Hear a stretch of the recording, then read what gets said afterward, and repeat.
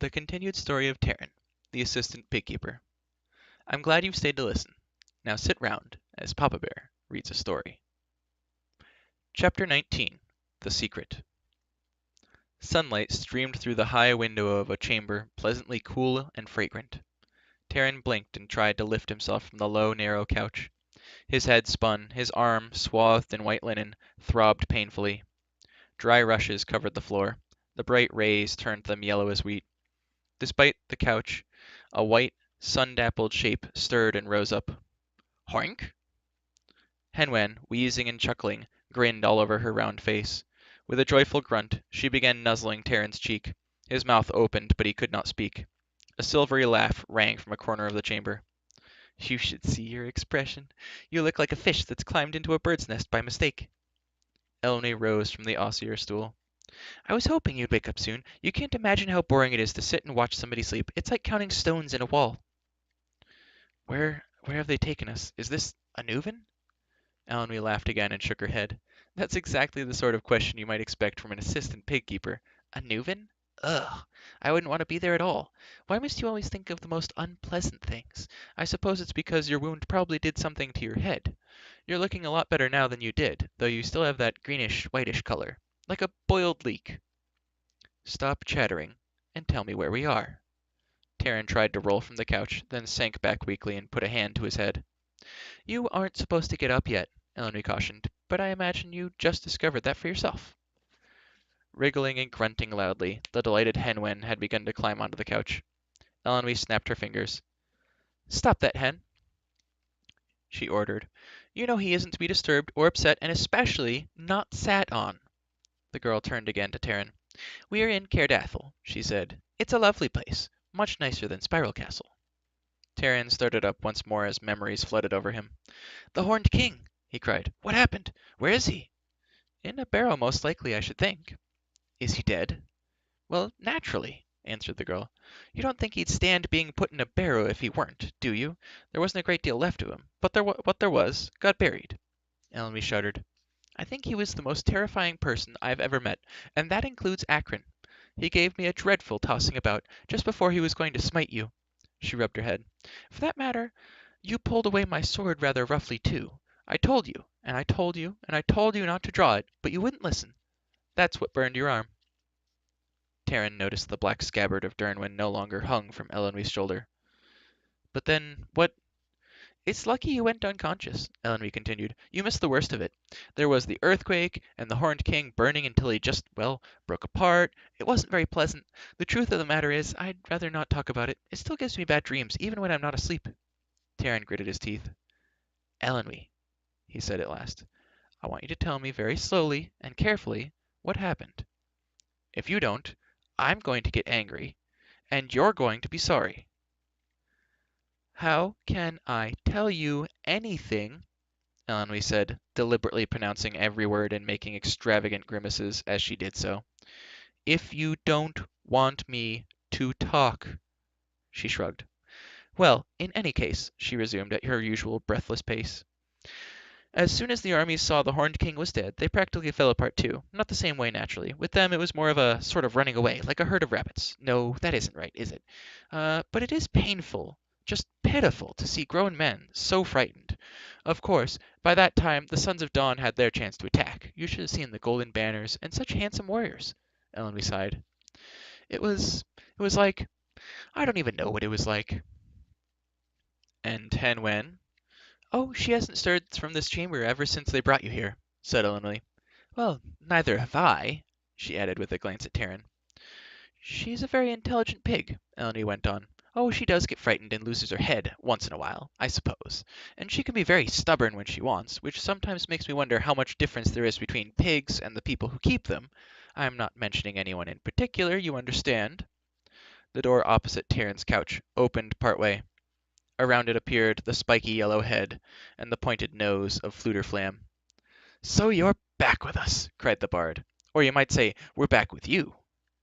Gurgi and the dwarf who had been standing behind the bard now rushed in. Despite Eleni's protests, they crowded around Terran. Fluter and Doli showed no sign of injury, but Gurgi's head was bound up and he moved with a limp. Yes, yes, he cried. Gurgi fought for his friends with slashings and gashings. What smitings! Fierce warriors strike him about his poor tender head, but valiant Gurgi does not flee. Oh, no. Terence smiled at him, deeply touched. I'm sorry about your poor tender head, he said, putting a hand on Gurgi's shoulder, and that a friend should be wounded for my sake. What joy, what clashings and smashings! Ferocious Gurgi fills wicked warriors with an awful terror and outcries. It's true, said the bard. He was the bravest of us all, though my stumpy friend here can do surprising things with an axe. Dolly, for the first time, grinned. Never thought any of you had any mettle to show, he said, attempting to be gruff. Took you all for milksops, that first. Deepest apologies, he added with a bow. We held off the war-band, Fluter said, until we were sure you were well away. Some of them should have occasion to think unkindly of us for a while to come. The bard's face lit up. There we were, he cried, fighting like madmen, hopelessly outnumbered, but a flam never surrenders. I took on 3 at once, slash, thrust. Another seized me from behind, the wretched coward, but I flung him off. We disengaged them and made for Cairdathel, chopping and hacking all the way, beset on all sides. Terran expected Fluter's harp-strings to sunder at any moment. To his surprise, they held firm.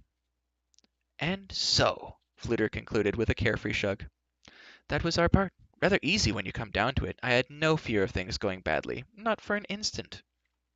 A single string broke with a deep twang. Fluter bent down to Terran. Terrified, he whispered. Absolutely green. Elenwy seized the bard and thrust him towards the door. Begone, she cried. All of you. You'll wear him out with your chatter.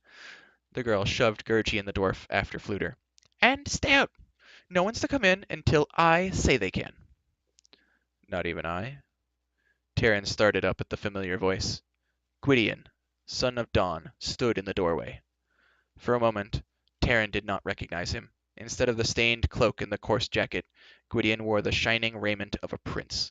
His rich mantle hung in deep folds. On a chain at his throat gleamed a sun-shaped disk of gold. His green eyes shone with new depth and power. Terran saw him now as he had always imagined him. Heedless of his wounded arm, Terran sprang from the couch. The tall figure strode toward him. The authority of the warrior's bearing made Terran drop to one knee. Lord Gwydion, he murmured. That is no greeting from a friend to a friend, said Gwydion, gently raising Terran to his feet. It gives me more pleasure to remember an assistant pig-keeper who feared I would poison him in the forest near Cair-Dallben. After Spiral Castle, Terran stammered, I had never thought to see you alive. He clasped Gwydion's hand and wept unashamedly. A little more alive than you are, Gwydion smiled. He helped Terran seat himself on the couch. But how did...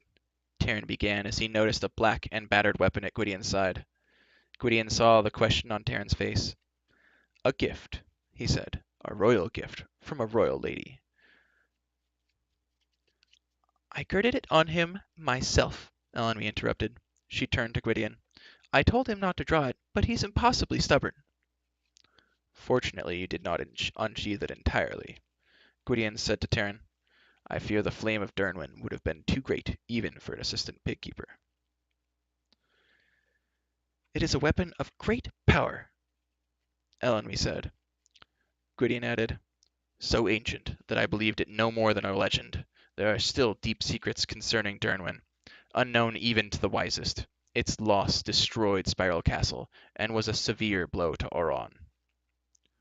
With a single firm gesture, Gwydion drew the blade and held it aloft. The weapon glittered blindingly. In fear and wonder, Terran shrank back, his wound throbbing anew. Gwydion quickly returned the blade to its scabbard. As soon as I saw Lord Gwydion, Elenwy put in with an admiring glance at him, I knew he was the one who should keep the sword. I must say I'm glad to have done with the clumsy thing. Do stop interrupting, Terran cried. Let me find out what happened to my friend before you start babbling. I shall not weary you with a long tale, Gwydion said. You already know Auron's threat has been turned aside. He may strike again. How or where, no man can guess. But for the moment, there is little to fear. What of Acrin? Terran asked. And Spiral Castle? I was not in Spiral Castle when it crumbled, Gwydion said. Acrin took me from my cell and bound me to a horse. With the Cauldron-born we rode to the castle, Oath Anuith. Oath Anuith? questioned Terran. It is a stronghold of Anuvan, Gwydion said, not far from Spiral Castle, raised when Auron held wider sway over Prydain. A place of death, its walls are filled with human bones. I could foresee the torture moments that Acrin had planned for me. Yet, before she thrust me into its dungeons, she gripped my arm. "Why do you choose death, Lord Gwydion?" she cried, "when I can offer you eternal life and power beyond the grasp of mortal minds?" "I ruled Prydain long before Auron," Acrin told me, "and it was I who made him king over Anuvan. It was I who gave him power, though he used it to betray me. But now, if you desire it, you shall take your place on the high throne of Auron himself and rule in his stead." "Gladly will I overthrow Auron," I answered, "and I will use those powers to destroy you along with him." Raging, she cast me into the lowest dungeon. Gwydion said, "I have never been closer to my death than in Uath Anuith." How long I lay there I cannot be sure. Gwydion continued, "In Oath Anuith time is not as you know it here. It is better that I do not speak of the torments Acrin had devised. The worst were not of the body, but of the spirit, and of these the most painful was despair. Yet even in my deepest anguish I clung to hope. For there is this about Oath Anuith. If a man withstand it, even death will give up its secrets to him." "I withstood it," Gwydion said quietly, "and at the end much was revealed to me, which before had been clouded.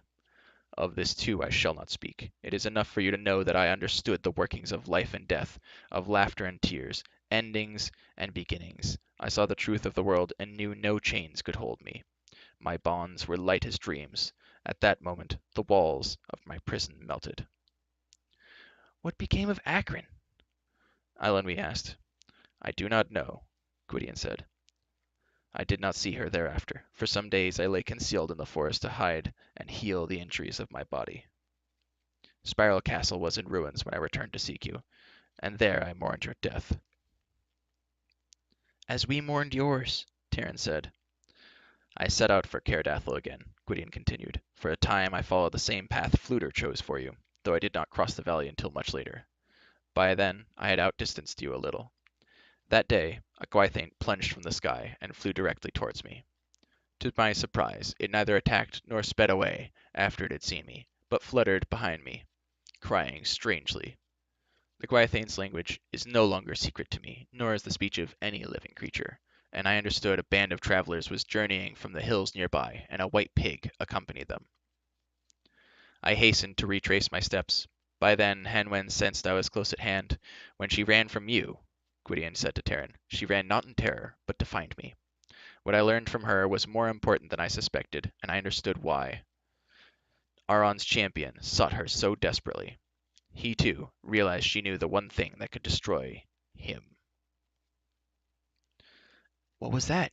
Terran asked urgently. "She knew the Horned King's real name." "His name?" Terran cried in astonishment. "I never realized the name could be so powerful." "Yes," Gwydion answered.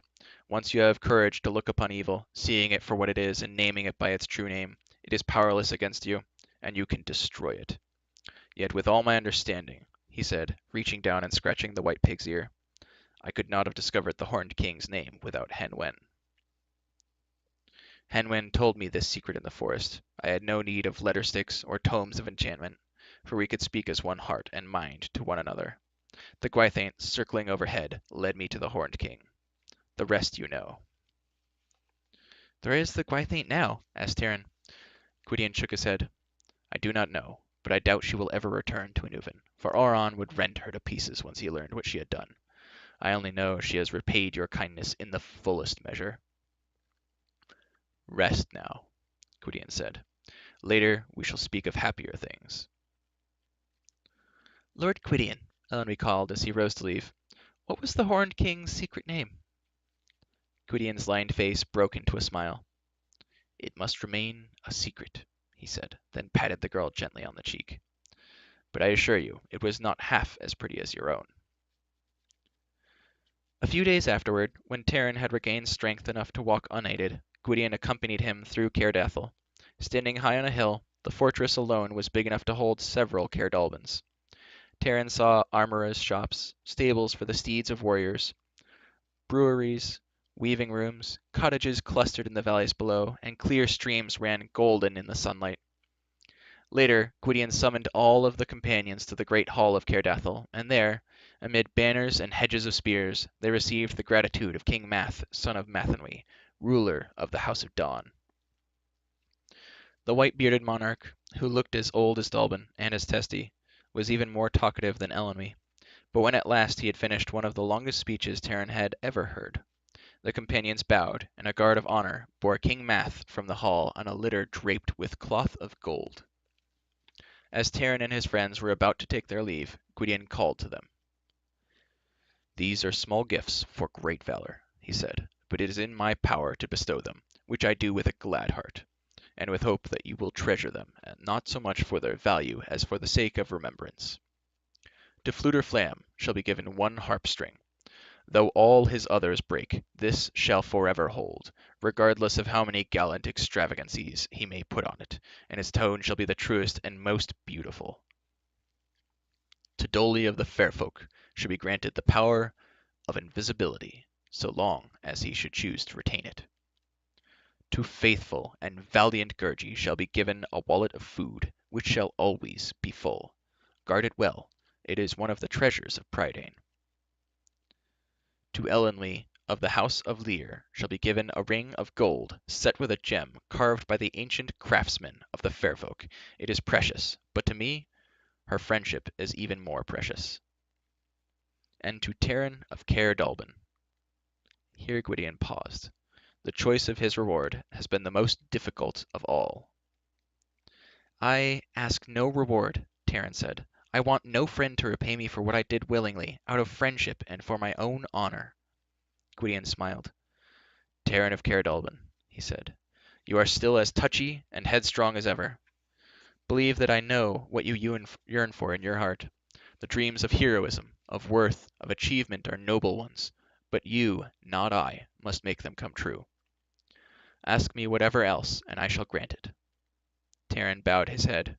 "In spite of all that has befallen me, I have come to love the valleys and mountains of your northern lands, but my thoughts have turned more and more to Caerdalben.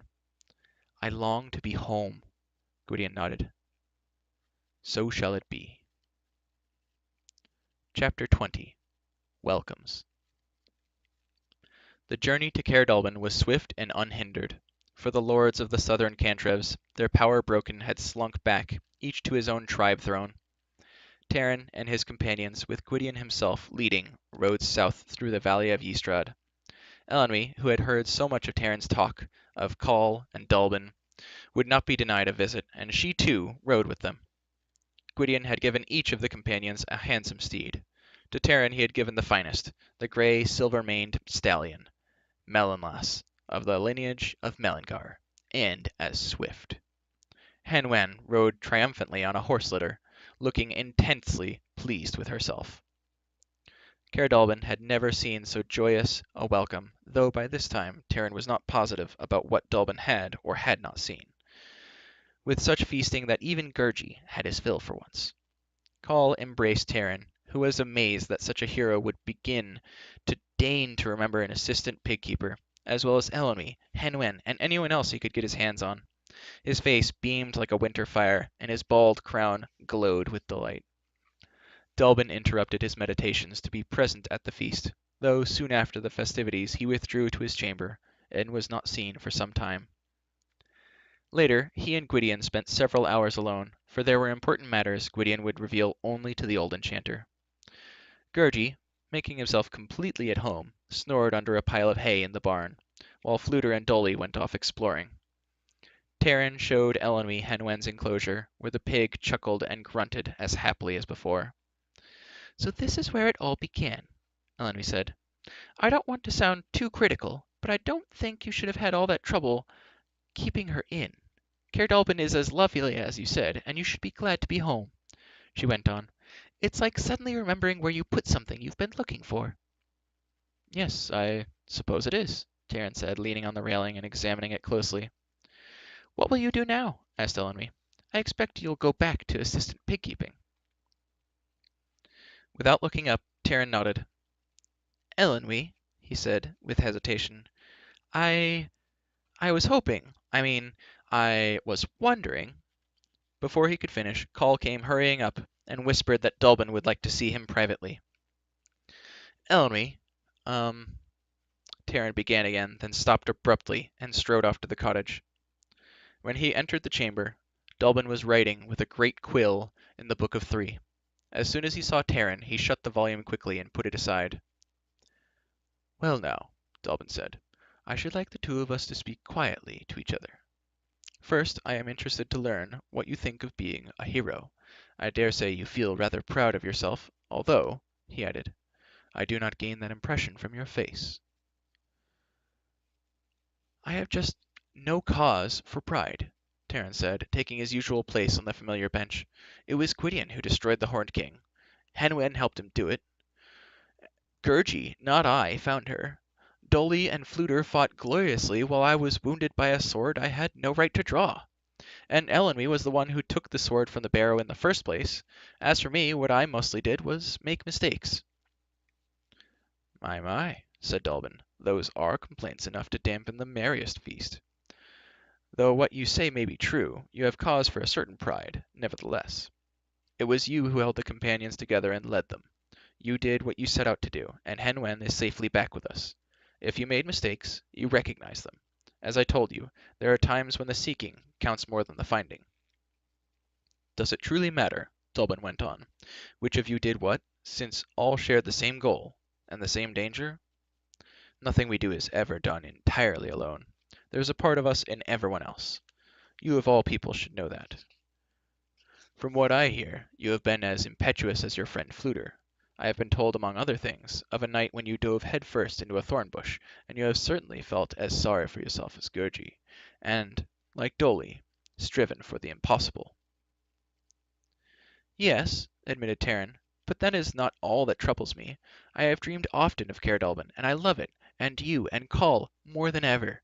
I asked for nothing better than to be at home, and my heart rejoices. Yet it is a curious feeling. I have returned to the chamber I slept in and found it smaller than I remember. The fields are beautiful, yet not quite as I recalled them, and I am troubled, for I wonder now if I am to be a stranger in my own home. Dallben shook his head. No, that you shall never be. But it is not Caer Dallben which has grown smaller. You have grown bigger. That is the way of it. And there is Elenwy, Taryn said. What will become of her? Is it possible that you would let her stay with us? Dallben pursed his lips and toyed with the pages of the Book of Three. By all rights, he said, the Princess Elenwy should be returned to her kinsman. Yes, she is a princess. Did she not tell you? But there is no hurry in this. She might consent to stay, perhaps, if you spoke to her. Taryn sprang to his feet. I shall! He hurried from the chamber and ran to Hen Wen's enclosure. Elenwy was still there, watching the oracular pig with interest. You're to stay, Taryn cried. I've asked Dallben. Elenwy tossed her head. I suppose, she said, it never occurred for you to ask me? Yes, but I mean, he stammered. I didn't think. You usually don't, Elenwy sighed. No matter. Coll is straightening up a place for me. Already? Cried Taryn. How did he know? How did you know? Humph, said Elenwy. Hoink, said Hen Wen. This concludes chapter 20. This concludes the Book of Three in Taryn's Adventures. If you're interested in the continuation of the series, leave a comment below. And if you like the video, please like and share it as it really helps me out. Thank you for listening, and remember, have a good day. You deserve it.